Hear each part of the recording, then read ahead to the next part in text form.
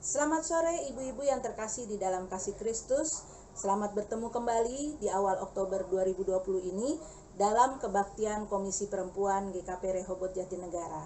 Tema pada sore hari ini adalah perjumpaan yang mengubah, di mana firman Tuhan yang akan dibawakan oleh Pendeta Supriyatno MTH.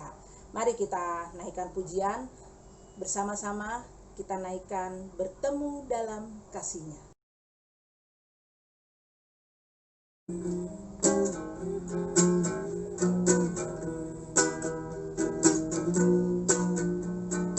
Bertemu dalam kasih-Nya, berkumpul dalam anugerah-Nya, bersuka cita semua di dalam rumah Tuhan.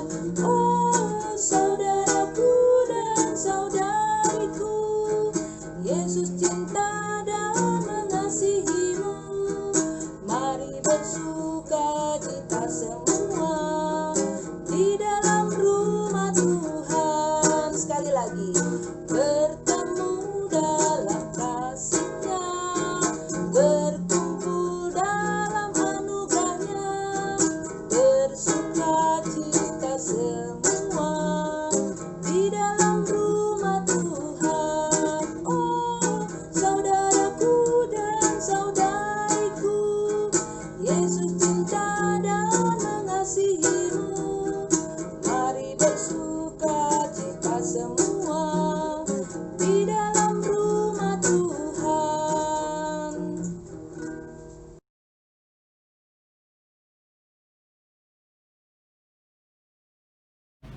Ibu-ibu, mari kita berdoa. Tuhan, karuniakan kami roh kudus-Mu, supaya setiap kata yang kami baca menjadi kata yang hidup dan mengubah hati dan pikiran kami, terlebih tetap menjaga iman kami kepadamu. Berfirmanlah, kami akan mendengarnya. Amin. Pembacaan diambil dari Lukas pasal 19 ayat 9. Kata Yesus kepadanya, "Hari ini telah terjadi keselamatan kepada rumah ini, karena orang ini pun anak Abraham." Sampai di sini pembacaan firman Tuhan. Berbahagialah kita yang mendengar. Ibu-ibu yang kami kasih, saya kira setiap orang punya rumah. Apakah itu kontrak atau milik sendiri. Rumah adalah satu tempat di mana dalam kondisi apapun orang menempatkannya sebagai wilayah yang sangat pribadi. Di sanalah dia bertemu dengan keluarga, di sanalah keluarga itu dibangun, dan di sanalah cinta kasih saling dibagi. Jadi keluarga itu wilayah di mana manusia bisa saling terbuka, di mana manusia itu saling berinteraksi dengan sangat akrab. Dan dalam rumah itulah iman menjadi bagian yang nyata, dan iman menjadi bagian yang hadir dalam kehidupan seseorang. Pembacaan hari ini adalah ketika Tuhan Yesus mau berjumpa dengan orang kaya, namanya Zakheus. Tetapi pasti orang-orang pada waktu itu punya penilaian sendiri atas nama, status, dan pekerjaan. Dia seorang pemungut cukai. Dalam kapasitas sebagai pemungut cukai, banyak sekali orang tidak suka kepadanya. Bahkan bisa pada taraf membenci. Karena dianggap pekerjaan dia lebih berpihak kepada para tentara Romawi sekaligus dengan penguasa Romawi. Seperti kita ketahui, Israel pada waktu itu dijajah. Dan setiap orang harus membayar pajak, membayar cukai. Dan cukai itu diambil untuk memperkaya penguasa Romawi. Zakeus ini orang Israel, tapi yang bekerja untuk orang Romawi. Banyak orang tidak suka karena posisi itu, karena dianggap dia seorang pengkhianat bangsa ini sendiri. Dia ikut terlibat untuk mengeruk kekayaan, tapi untuk bangsa lain. Nah, karena itu, saudara-saudara, ibu-ibu, Zakeus memang orang kaya, tapi dia mengalami kesendirian. Secara sosial dia mengalami seperti pengucilan. Orang-orang tidak suka bergaul dengan dia. Orang-orang menganggap bahwa dia itu seperti penyakit kusta, penyakit kusta sosial. Artinya dijauhi, ditakuti. Tapi hari itu Tuhan Yesus justru mendatangi rumahnya Zakeus. Ya, setelah Tuhan Yesus berjumpa di tengah jalan dengan Zakeus, dan Zakeus menunjukkan minatnya untuk bertemu dengan Tuhan Yesus. Lalu Tuhan Yesus bukan saja ingin bertemu, tapi mengunjungi rumahnya. Rumah sebagai wilayah yang saya katakan tadi, tempat di mana orang hidup sehari-hari. Dan kesanalah Tuhan Yesus pergi. Jadi rumah itu, rumah Zakeus, keluarga Zakeus yang tadinya disingkirkan, tapi Tuhan Yesus justru pergi ke rumah yang seperti itu. Rumah yang tidak disukai, keluarga yang tidak disukai. Dan alasan Tuhan Yesus adalah bahwa Zakeus dan keluarganya juga anak Abraham. Orang-orang tahu bahwa ketika disebut anak Abraham, maka itu seluruh orang Israel sama. Cikal bakalnya sama, asal usulnya sama, sumber keselamatannya sama. Dengan mengatakan begitu, Tuhan Yesus mau mengingatkan mereka bahwa Zakeus juga diberi peluang untuk mendapat keselamatan. Jadi bukan karena Zakeus di mata masyarakat dalam pandangan sosial buruk, lalu kehilangan keselamatannya. Zakeus melihat sikap ini yang tidak ditemukan pada pemimpin-pemimpin agama pada waktu itu. Pemimpin agama taunya tidak suka, membenci, menyisihkan, seolah-olah dia seperti penyakit kusta sosial. Yesus beda. Yesus mendatangi dan menghampiri dengan cinta kasih dan menganggap bahwa Zakeus juga harus diberi peluang dan kesempatan untuk menikmati keselamatan. Dua pendekatan yang berbeda. Dan apa yang terjadi? Pendekatan Tuhan Yesus itu efektif.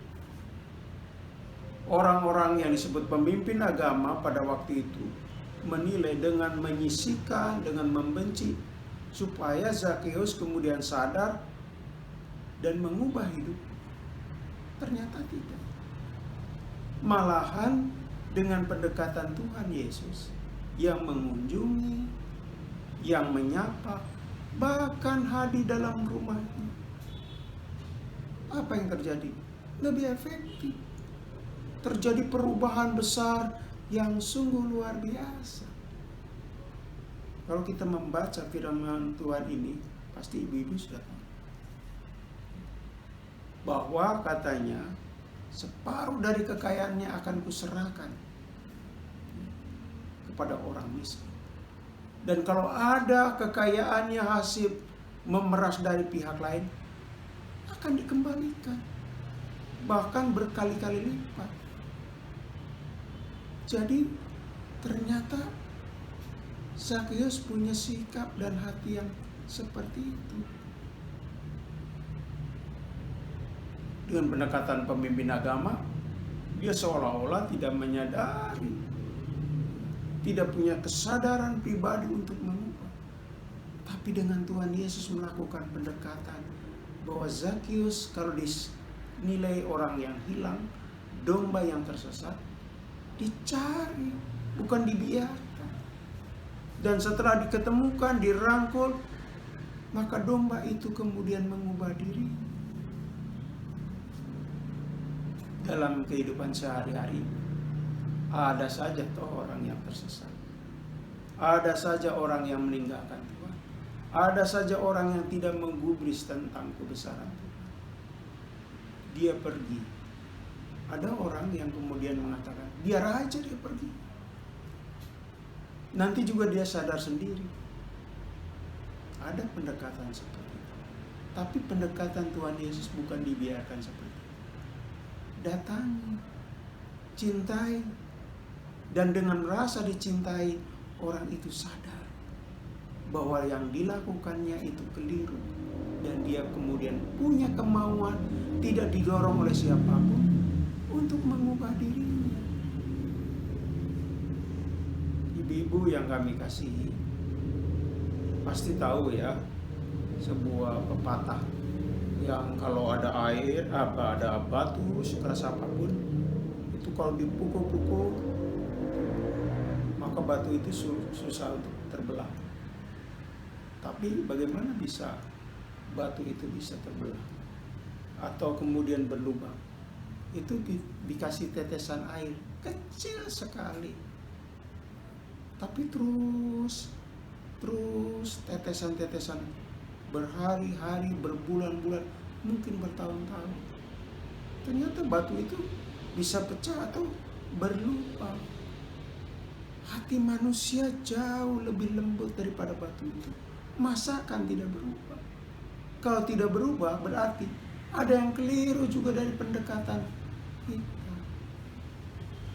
Jadi dalam hidup ini sebagai orang Kristen, kata Tuhan Yesus, carilah domba yang hilang. Pernah kan kita punya mungkin pernah punya pengalaman ibu-ibu ya, melihat Tuhan Yesus yang memeluk domba, anak domba yang hilang. Ya seperti itulah. Jadi orang yang hilang, domba yang tersesat, bukan dibiarkan, dicari, dikasih, dipeluk. Orang seringkali karena tidak sabar, malah kemudian mengecam.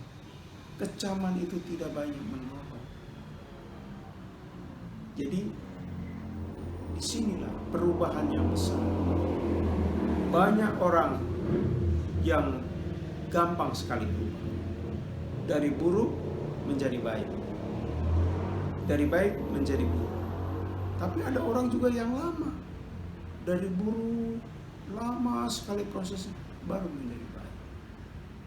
Apapun itu proses. Rasul Paulus termasuk cepat. Ketika dia pergi ke Damaskus, dia berjalan, lalu terdengar suara mengingatkan tindakannya keliru, dia langsung berubah. Tapi ada banyak orang yang tidak secepat itu. Baik yang cepat maupun yang lambat, menurut Tuhan Yesus, mereka semua punya peluang dan kesempatan untuk selamat. Karena itu, kita tidak boleh menyisihkan mereka. Tidak boleh masa bodoh terhadap mereka. Karena apa? Mungkin hari ini orang itu yang tersesat. Siapa yang tahu? Seminggu, setahun, ternyata kita sendiri yang tersesat. Dan kita membutuhkan orang lain untuk menguatkan. Kita membutuhkan orang lain untuk menjadi sahabat. Kita membutuhkan orang lain yang mau mendampingi. Jadi kita belajar dari Zakheus bahwa Tuhan Yesus itu tidak meninggalkan dia. Tuhan Yesus datang ke rumah. Cuman satu malam. Dalam satu malam saja dia berubah. Jangan-jangan banyak orang Kristen yang sudah beribu-ribu malam Tuhan Yesus masuk rumahnya, tapi dia tidak pernah berubah. Karena itu, marilah kita bersama-sama mendengar firman Tuhan ini. Kalau kita berada dalam posisi yang keliru, cepat perbaiki sebagai bentuk komitmen perubahan. Kalau orang lain yang keliru, dekati mereka, hampiri, jangan dibiarkan sendiri. Bisa jadi mereka sedang membutuhkan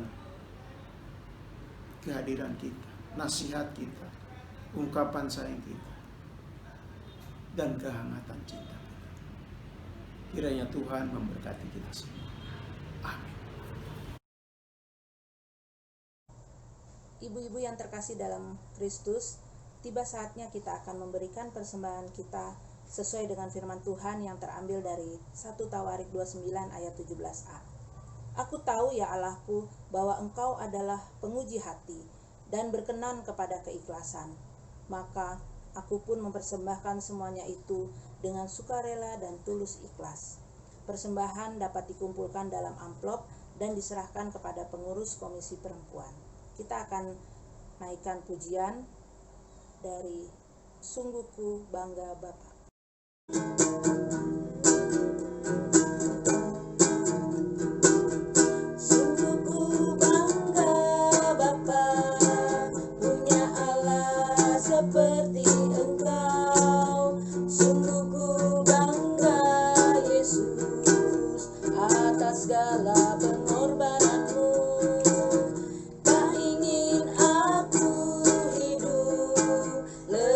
Dari kasih-Mu menyelamatkan dan beriku pengharapan. Kini ku persembahkan apa yang aku miliki. Memang tiada berarti bila dibanding dengan kasih-Mu. Namun ku ingin memberi dengan sukacita di hati, karena ku tahu ini menyenangkan hati-Mu. Tuhan, pada kesempatan ini kami ingin menaikkan doa syafaat. Kami berdoa kiranya cinta Tuhan bersama kami. Kami bersyukur atas pemberian Tuhan untuk para ibu-ibu dalam hidup mereka sehari-hari. Pada kesempatan ini kami berdoa bagi mereka yang sehat. Kiranya dengan kesehatan itu mereka pakai untuk terus beraktivitas dengan sehat, positif dan baik, dan semakin mendekatkan diri kepada Tuhan. Bagi mereka yang sakit, jamahlah supaya ada kesembuhan di dalam hidup mereka. Kiranya juga kami berdoa untuk saudara-saudara kami yang Tuhan anugerahkan dengan seorang bayi dalam kehidupan keluarganya. Kami bersyukur keluarga Adit dan Hilary, Tuhan berikan bayi yang cantik, yang sehat di tengah-tengah hidup mereka. Demikian juga dengan Bapak Wembi Sono, dengan Ibu Erni, Tuhan juga karuniakan dengan kehadiran bayi yang baru, putri ketiga mereka. Tak lupa juga dengan Gary, dengan Fania, yang Tuhan berikan putri kedua dalam hidup mereka. Biarlah keluarga-keluarga muda ini mensyukuri kebaikan Tuhan. Berkati pemulihan tenaga ibu dan juga kesehatan bayinya. Kami berdoa untuk bangsa dan negara kami. Biarlah cinta Tuhan yang membuat bangsa kami terus mampu menghadapi situasi dan tantangan yang saat ini merupakan hal yang berat. Kami berdoa agar seluruh elemen bangsa bahu-membahu saling menguatkan supaya bisa keluar dari masalah ini. Berkati hidup kami masing-masing, kiranya kami selalu berubah khususnya untuk kebaikan Tuhan. Inilah doa kami yang kami juga berikan pada kesempatan ini, persembahan kami. kiranya Tuhan berkenan menerimanya supaya bisa dikelola untuk membiayai pelayanan, khususnya di KPP. Kami juga ingin menutup doa ini dengan doa Bapa kami yang Tuhan telah ajarkan kepada kami semua. Bapa kami yang surga, dikuduskanlah namamu, datanglah kerajaanmu, jadilah kehendak-Mu di bumi seperti di sorga. Berikanlah kami makanan kami hari ini yang secukupnya, dan ampunilah segala kesalahan kami, seperti kami juga mengampuni orang yang bersalah pada kami. Dan jangan bawa kami dalam pencobaan, tetapi lepaskanlah kami daripada yang jahat. Karena Engkau-lah yang punya kerajaan, kuasa, dan kemuliaan sampai selama-lamanya. Amin. Ibu-ibu yang terkasih, biarlah kebaktian ini dapat mengubah kehidupan kita untuk menjadi lebih baik, yang sabar dan kuat melalui penyertaan Tuhan. Kita angkat pujian perubahan yang besar dari PKJ 239 bait pertama dan kedua. Perubahan besar di kehidupanku sejak Yesus di hatiku. Di jiwaku bersinar terang yang cerah sejak Yesus di hatiku. Sejak Yesus di hatiku. Sejak Yesus di hatiku. Jiwaku bergemar bagai ombak besar sejak Yesus di hatiku.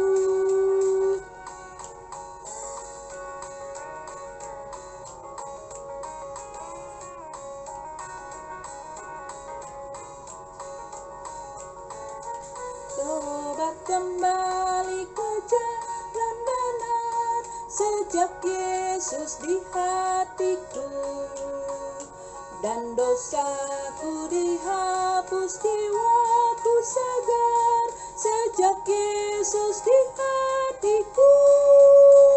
Sejak Yesus di hatiku. Sejak Yesus di hatiku. Jiwaku bergemar bagai ombak besar sejak Yesus di hatiku.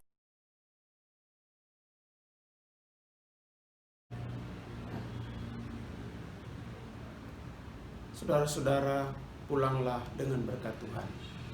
Kasih karunia dari Allah Bapa, Putra, dan Persekutuan Roh Kudus menyertai saudara-saudara sekarang ini sampai selama-lamanya. Amin. Amin. Amin. Amin.